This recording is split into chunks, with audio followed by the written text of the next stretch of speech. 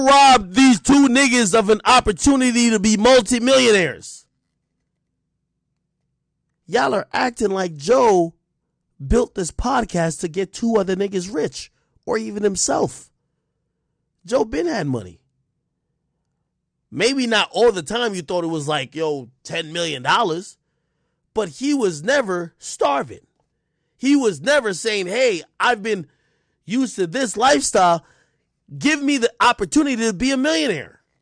His whole thing, which that's why I keep telling y'all, Joe turned down money at Complex. Joe turned down a bunch of shit because he was fighting his fight.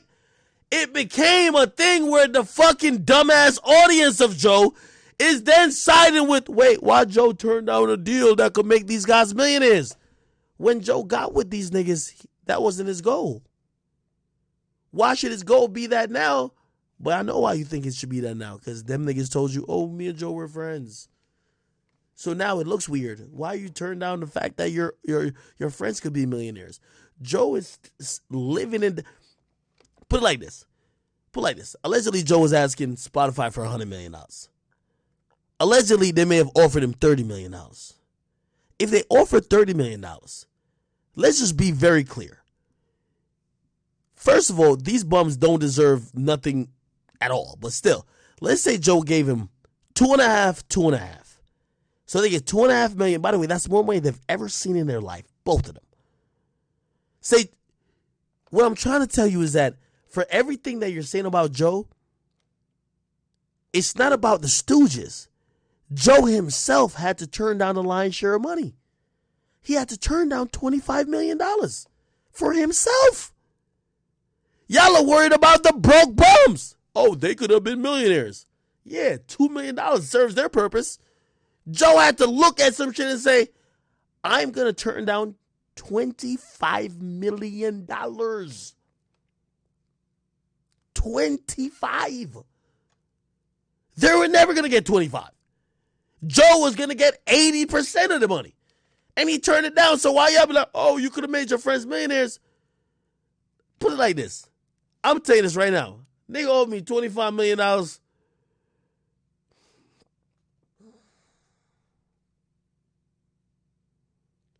Just legally, I ain't going to say nothing after that. I'm going to just say. But just understand yourself and what you're thinking about. See, and let's talk about deals. Let's get back to deals. Because I own this, I am going to always be, because I own this and because I have a 21-year history with the industry and with the people in it. Chat, the whole thing was fucked up because Joe speaks like that. Joe owns it. If you don't feel Joe owns it, you're an idiot. He owns it. He owns it. He owns the IP. He's the guy that without him, it can't be a podcast. Because he owns that. If he is, and by the way, from what I'm hearing, it looked like he was so, he's such a good guy. He told them, hey, if we make $1, we could split it as per this percentage.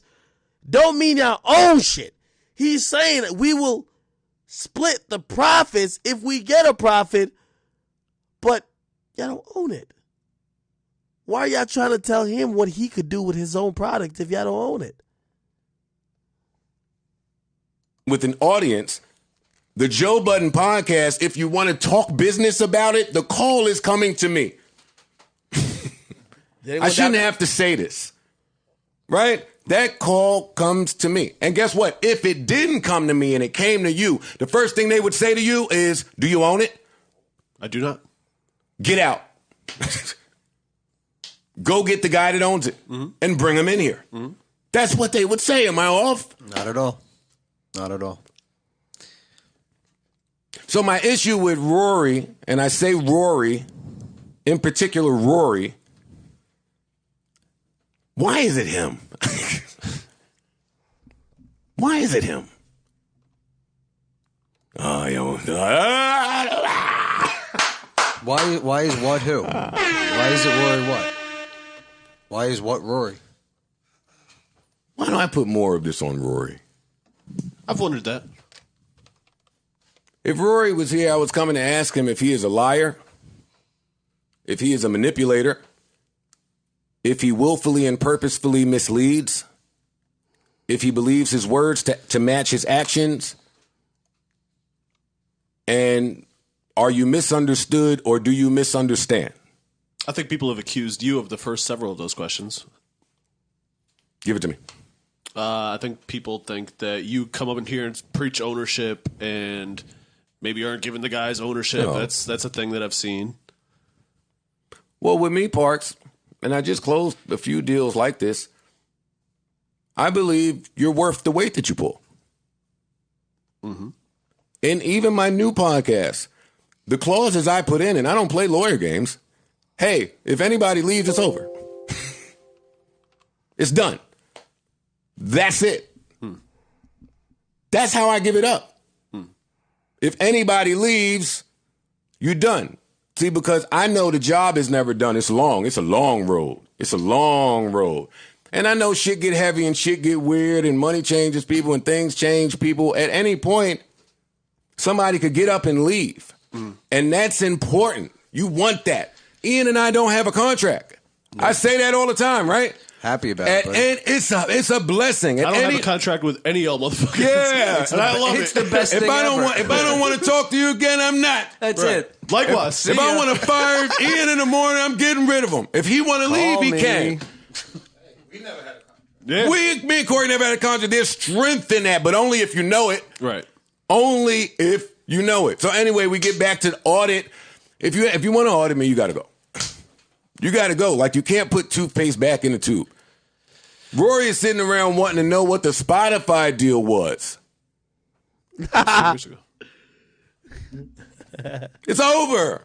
That ship has sailed. It is over. With basic...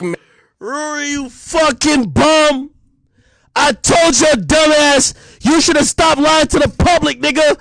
Academics don't lie about a motherfucking thing, and Joe ain't tell me shit. I knew it. I looked in your eyes when Joe was talking about Spotify. I looked in your eyes. You had no fucking idea what was going on. You had no fucking idea what Joe was saying. You were hearing shit for the first time, you fucking bum. But yet you fixed your mouth to talk about me. Oh, Ack is dumb. You know, you're like, he just be like drunk. Are you an idiot? This is your boss talking. This is your master talking. He's not talking that highly of you. He says you asked him a question and he said you got to go. Remember the last time I streamed and I said, yo, what Complex did was where they fucked up, they showed the workers what was going on with all the money coming in. Because truth be told, if McDonald's showed the average worker, this is how much money we made off of you and this is what we paid you, you feel away. Employing somebody is kind of almost keeping them from the information to know how much you're making. You know why? They're comfortable with what they're making until they know what you made. That's all across business. So you hear Rory trying to figure out, yo, what was the Spotify deal was? How are you going to try to figure that out after the deal is done when you was dick riding Joe while he was talking about the deal and turning down the next deal? How?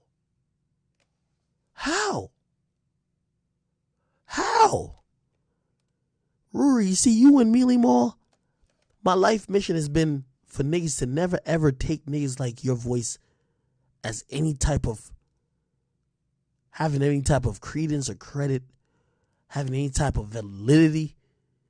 Because it was niggas like you that wanted to lead people to think that people like me was idiots. Except we're hearing you get exposed by your boss. You can refer to your contract and look at what you're paid and add shit up and see what's going on, and you would have the number.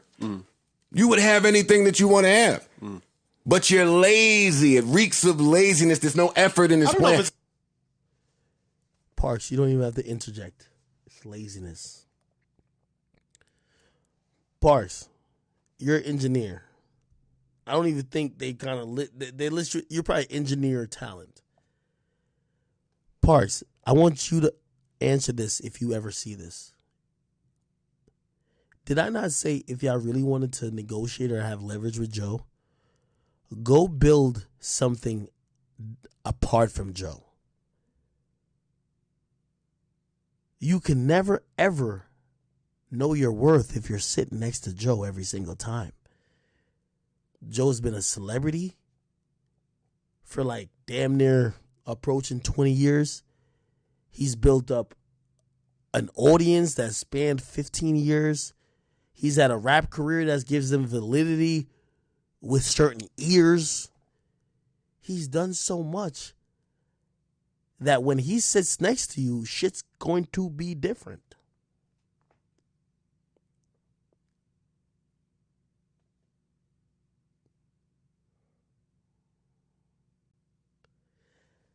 I'll give you the story. I love my sister. That's why I love her so much. She's amazing. She rode with me. I rode with her. And we both went through a lot of shit. Let me tell you this. The first year when Complex Con came around, I was going to Complex Con. Joe, he felt they'd negotiate with him late. Also, like it was happening to be the time that his girlfriend and future wife at the time was going to have a baby shower. He felt like, hey, this wasn't really in the contract. Yo, y'all got to treat us a little different. You know, Complex was trying to get shit through. He said, you know what? I don't have to do it per my contract. I'm not going. I went. Me and Nadeska went. Nadeska was an employee for Complex at the time. I'm like, you know what? To entice me to come, they were like, yo, this is the first time you've seen the people. Like, you know, of course, we know you've been lit before we got you here, but damn, you know, we helped you a little bit. Like, damn, we could make it special with you interacting with an audience. Like, yo, this is the first time people could be like, yo, I've watched Akademiks for 4 years. Here he is. And I'm like, I fuck with that. That's true. I'm like, okay, cool. You guys can do it. Salute to my guy Cornell. He said, yo, you don't even, like, and I don't want to get too much in their business. You don't even want to know what we're charging for a booth at Complex Con. So all these little cool outlets, they're charging my arm and a leg. It's the coolest place to be. If you want to showcase an item, sell an item, promo some shit, we're going to give you a pretty decent sized booth for free. If you want to sell merch, whatever. So even after we've paid you thousands to go, if you want to make more money and you want to go sell some shit or put your brand on display, go ahead. Remember why I came to Complex? I wanted to make the brand of Akademiks bigger. I said, jumped on it. Let's do it. I'm like, let's do merch. If you go upstairs right now, there's so much Chat Nigga merch. I order so much shit. I'm like, I order mad Chat Nigga merch, blah, blah, blah. But I also enlisted the help of a friend of mine. His name is Black Picasso. I said, yo, you know what some people know us for? It's that Migos shit. I said, yo, remember this is November. I'm like, yo. He had posted like a drawing of us in the moment. I said, yo, put that on a shirt and I'll go and I'll sell that there. Now, I had a discussion with Joe and Nadeska before. I said, yo, hey, listen, everything else I'm selling is Akademiks brand, which is Chat Nigga shit, which is my face, which is other things. But I'm going to be honest with you, you know, Complex was really blatant the merch shit. So it was really, all I really had to do is get the permission of Nadeska and Joe. I said, there's a moment and I think I might still have it on my Instagram. There's a moment in that Migos interview where we all have different reactions and it's 3 people side by side. It's dope. I think people will buy that. I love how the creator guy did it. And I was trying to get their approval.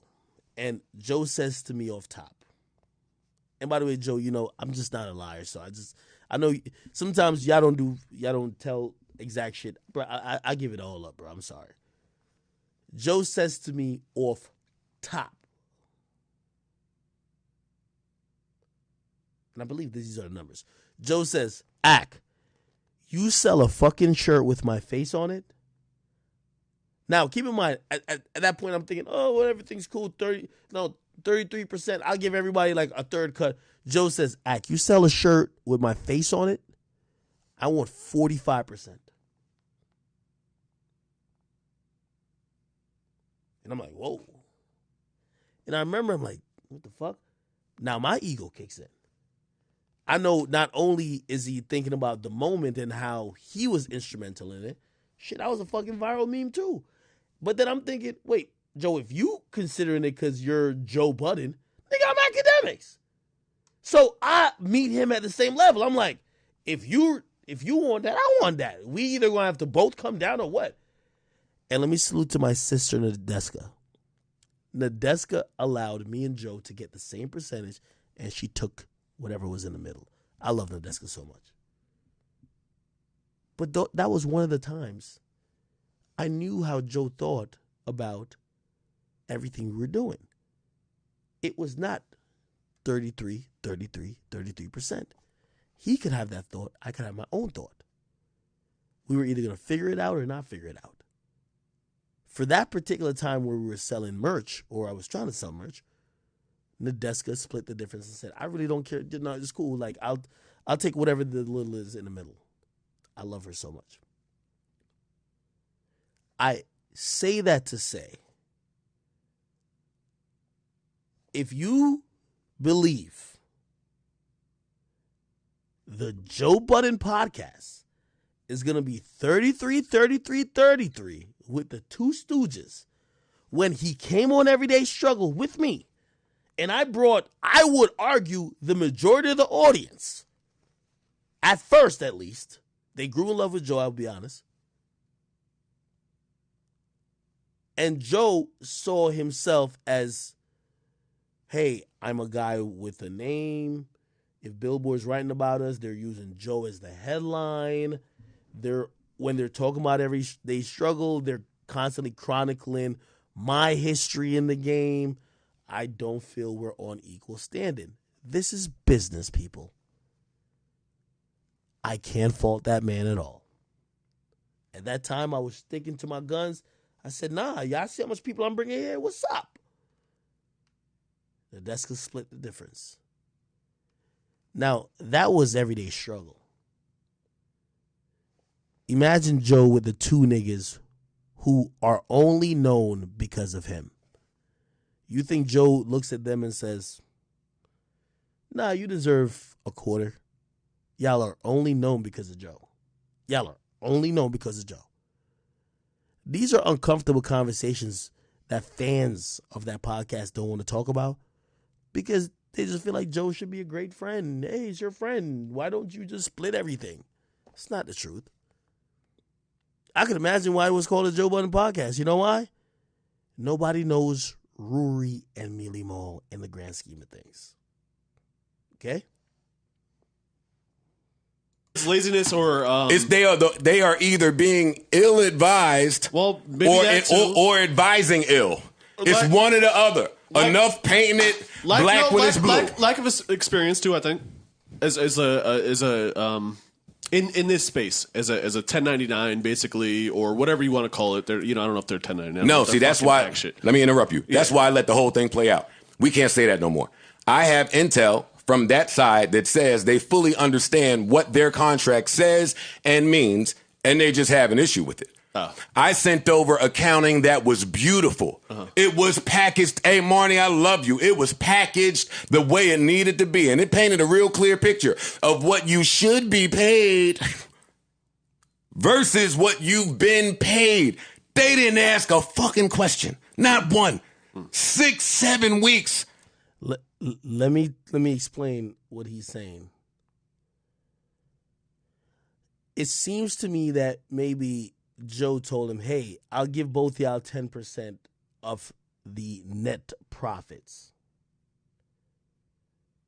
Then they start watching Joe's pockets. They're like, wait, Joe just got his teeth done. He just got, I don't know, Botox. He just got like mad Fendi hats.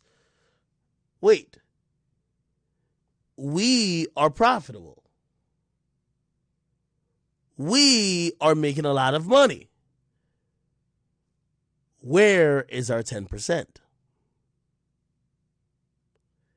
Now, you're going to hear Joe point it out later. Joe could become a millionaire from like 10 different things. Revolt. I'm pretty sure he could get a pull-up deal worth millions. And this is where some people keep getting hurt. I'm sorry to burst the bubble that you live in. If me and Joe Budden go anywhere, the starting conversation of price to pay for us talent-wise is at least $3 to $4 million per year. Just let you know. That's the starting. So think about how Joe's thinking. Y'all are watching my podcast, but I don't think Joe's that profitable of that podcast. But they might look at Joe's lifestyle. I want to use an example, but I kind of don't. I'm going to use it. I'm just a real ass nigga, bro.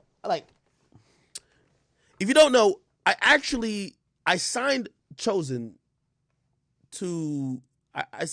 for like, which by the way, I don't even know if that contract really matters anymore because like I'm just not like a thirsty nigga in terms of that. But still, I signed Chosen. One day, so Chosen was coming to my crib. This is a studio. This isn't like whatever niggas be thinking. There's a DJ booth there. Back there, there's a plexiglass actual recording booth. There's 4 monitors here. There's a racked situation here with all type of situation. There's a keyboard over there. There's another keyboard right here. There's a controller right here. You have lights over there. You might think this is small. This is a huge room. I'm telling you this as a fact. I signed Chosen. I gave him, I forgot, was it like, his first advance was like maybe 10, 15,000. I gave him that. By the way, here's the thing. Chosen's never been profitable for me. I used to put him in a studio. It cost me $20,000. And by the way, Chosen, if you see this, please don't get mad. Like, I was like telling the truth about shit. I'm not no liar. I was like putting shit out there. There ain't nothing secret with me. If y'all niggas be coming with secret shit, I ain't got time for that. I was paying like $20,000 for Chosen to be recording every week, 12 hours, like multiple. And I was trying to get him to do a project. $20,000. I was paying it out. I'm probably 70 to 70,000, I would believe, in the hole from Chosen. 70 to 80,000. Chosen has not made me that. You know what happens when you sign somebody? You got to eat that. I'm eating that. I got to eat it. Okay. This is the facts. I only want business owners to listen to me. Cool. I think Chosen's so amazing talent-wise. But it's not profitable. Hasn't been profitable yet. Told you how much I spent so far. One day, Chosen says to me, yo, Ak, you know niggas told me, because here's the thing. Chosen's talking to other people. Other people's like, what? Wait, no way. Wait, Akademiks signed? Wait, Akademiks who just bought a mansion? Wait, Akademiks who, he just signed, wait, what? You know what they told him? They said, wait, so how much Ak signed you for, or whatever the case is? Wait, how much money does he give you? By the way, let me also, I'm so transparent. Like, by the way, Joe, I challenge you to get to this level of transparency. You'll never. I not only signed him for that amount of money, Chosen got a monthly stipend of thousands for helping me with my music. By the way, Lil Ak has not put out a song since last year. But I was paying him monthly for helping out, whether he's in studio, whether he's helping try to come up with a concept, thousands. Keep in mind. So I'm down. I'm down money. In the grand scheme of things, I'm down money. But I've never looked at music really to be like, oh, I'm gonna make rich. I'm like, yo, you know what? This is cool. I kind of like it. Yo, this helped brand my brand. Blah blah. Chosen says to me one day, he says, yo, I ain't gonna lie, yo. A lot of niggas be telling me that I should have you pay me more. I'm like, huh? They're like, yo, yeah, nah, they're looking at you. They're like, you got a lot of money, this and third. This was one of the most uncomfortable conversations, and this is where it applies to Joe. Chosen is Rory. Let me break it down.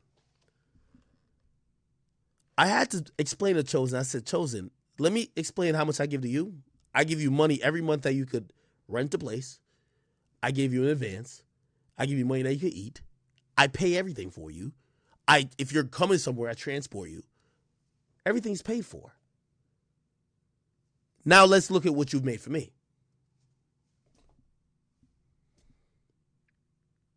Shit, even my biggest song thus far, the one with 6ix9ine. Did Chosen even write on it? Nope. I'm in a loss with you. Let me further explain.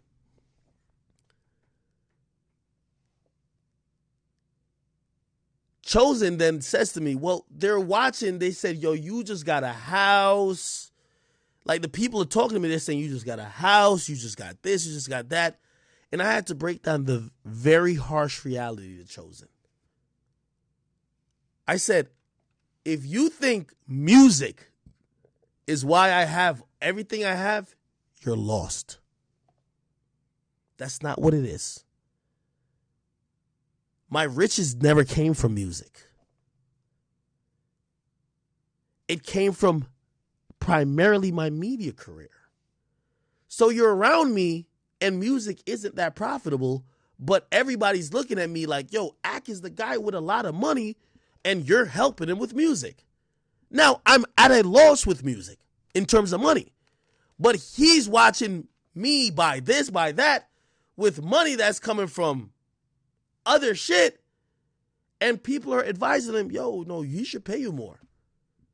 So I had to tell him I'm at a loss. I ain't gonna lie to you. I Chosen. I said, I'll show you everything. Nigga, I Uber you to the studio, it's $100. Nigga, I paid $20,000 here to this studio that you like to record at for this month. Then I paid $22,000 the next month. Then I paid this then. Let's look at what you made me. Nobody. You see, that's where you separate the bosses and the workers. Because once you start talking about what you've made versus what you're getting paid, they stop asking. Oh, no, never mind. Nah, them niggas is tripping. Wait, you don't want to see how much you have lost me? Oh, but I guarantee if it was a conversation about how much you made me, you would love to partake, huh? That's what's going on here, Chad. I'm telling you. This isn't the shots to Chosen. Chosen's a good guy. When it comes to that, it's not shots to him. I'm explaining what y'all don't realize. You know what Mealy Mall and what's that nigga named Rory is looking at? Yo, Joe, you got new teeth. Yo, you living better. You just moved to this place. They're watching his pockets. Here's the thing. And this is what I was trying to say. Joe Ben told him, though, publicly, I'm making more money from everything besides the podcast. I'm making millions from Love and Hip Hop. I'm making millions from motherfucking going to do this thing with the pull-up. I'm making money everywhere else. Unfortunately, when people feel like they have completely contributed to what you have done, they start thinking that, well, I'm the reason why you're doing that. The state of the culture check that Joe Budden gets. Do you think that he needs to answer to Rory about why he got extra hundreds of thousands or millions? Do you think he needs to answer why Mona Scott hit him up for Love and Hip Hop and she paid him millions of dollars potentially? Do you think he got an answer to Rory? Well, let me tell you, that's what they're asking. And I understand because niggas asked me that. I had to break down to my team hey, I hire all of y'all, there's only one nigga who will get paid rainy day, up or down. And it's my nigga Leaf. You know why? He was with me with this media shit before it made $1. So now we could make a little earning. He'll always get paid. I had a situation when it came to music. I had another situation when it came to some other business. You know, I told everybody, you'll get paid as long as this check exists. But you know what they eventually look at? But you still getting money? No, it has nothing to do with you. You're only getting paid if music is profitable. My media company will always be profitable. That doesn't mean I just blindly cut you a check.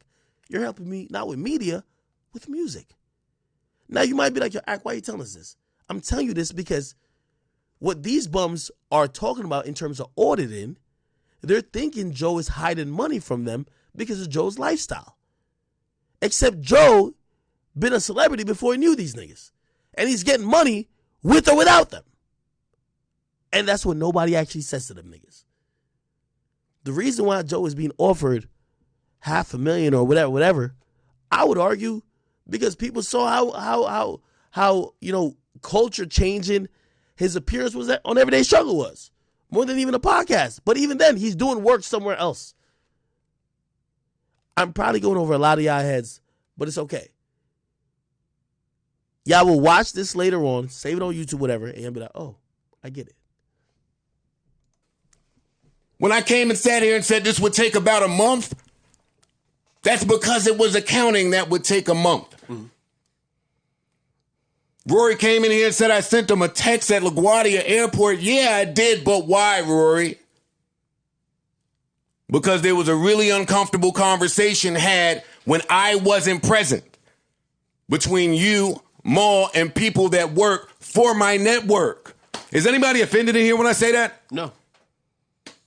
Work for, work with, dice it up how you want. We together is gang. I'm paid well. I don't give a fuck. Hey, so are they. So are they. So when you audit, let me talk to the audience. When you audit, right, it's because you think something's off. Mm-hmm. It's because you think something is wrong. Mm-hmm. If they know what the contracts say and they know that they overpaid and they are doing math and doing all the shit you need to do, then what do you think is wrong? Because that's the problem when you shake the tree. They're watching Joe's lifestyle.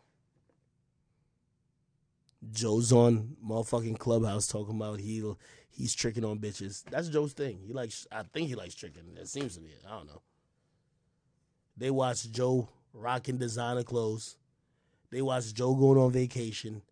And they forget about the fact that you're only helping him with a podcast. They start thinking, wait, how much money does Joe really have? And why don't we have a part of that? You got to be cool with whatever you find. And what happened was... Joe, I'm going to tell you what happened. Joe be talking in like circles. Joe showed him the books to say, we're not making as nearly as much money as you think we are. Despite y'all looking at my lifestyle, Joe's always going to be rich because Joe is a household name. They didn't want to accept that. Problems. I went and did that accounting. And my resentment grew and grew and grew. I got angrier and angrier. Because the story that it paints, if Joe's about money, I'd have got rid of these niggas ages ago. I'm a lot richer without him. Holy! Rory, if you ain't hear that, I won't even play it again.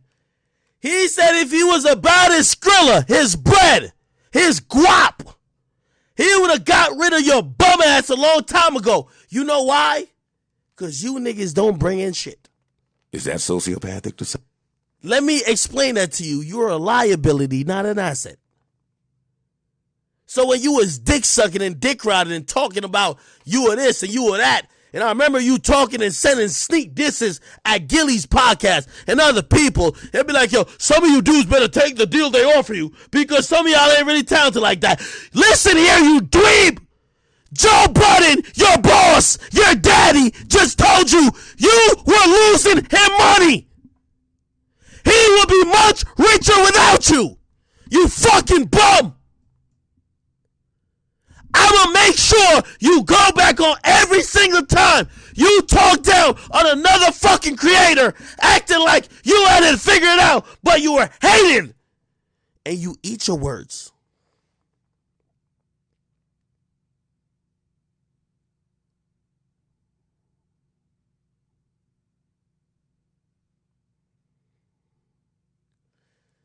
I pay my nigga Leaf thousands a month. I don't feel I would be richer without him. Without him, I wouldn't do certain things. Without him, I wouldn't get certain places. Without him, I wouldn't be here. How could I feel I would be richer without him? The thousands I pay him, if it's not currently earned equity, it's back equity. I went to Philly with that nigga, and there was mad niggas who wanted my head. You know what I told him? I said, nigga, get out the car. I'm going to sit in here with all the tints, walk around this bitch. You got your joint on you, and figure out if any niggas out here lay waiting us, nigga. He said, all right, nigga, sit in here. Don't open a window. Don't breathe. I'm going to be out here, and I'm going to check every nigga on the block.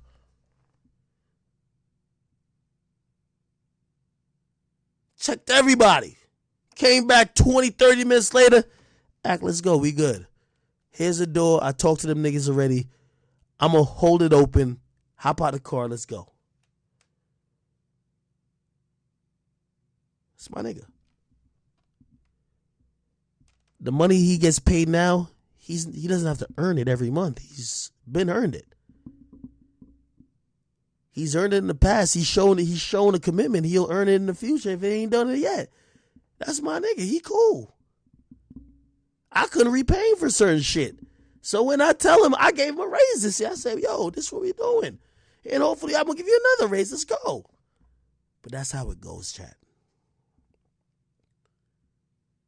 When Joe is saying that he'll be much richer without this nigga, Rory, it's to tell you that he's a liability. Not an asset. He's a liability. Joe is glad he got him off the books. Listen. Say? Yeah, but, you know. It's a fact. It's true. Sure. That exists. Where was I going before that? I had a great point. I don't know. We're talking about contracts or something.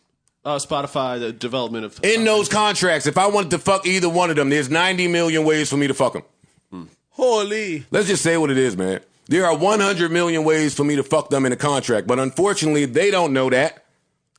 And for me, I'm strapped against my morals of who I am as a man without them. It's like when I used to say to a girl, yo, if I'm not cheating on you, it's because I don't want to cheat. You're great, but I'm not cheating.